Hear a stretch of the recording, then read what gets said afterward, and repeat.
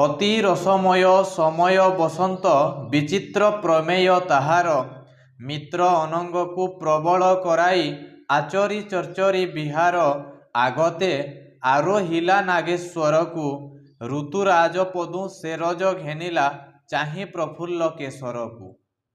ଏଠାରେ ପ୍ରମେୟର ଅର୍ଥ ହେଉଛି କଥାମାନ, ଅନଙ୍ଗ ଅର୍ଥାତ୍ କନ୍ଦର୍ପ, ଚର୍ଚରି ବିହାର ଅର୍ଥାତ୍ ଉତ୍ସବରେ ମାତିବା, କେଶରର ଅର୍ଥ ହେଉଛି ଫୁଲ ରେଣୁ। ତ ଏଠାରେ କବି କହୁଛନ୍ତି ବସନ୍ତ ସମୟର ସବୁ କଥା ବା ସବୁ ବିଷୟ ହେଉଛି ବିଚିତ୍ରମୟ। ସେ ନିଜ ମିତ୍ର କନ୍ଦର୍ପକୁ ବଳବାନ କରାଇ ବିଭିନ୍ନ ପ୍ରକାର ଉତ୍ସବ ଆରମ୍ଭ କଲା।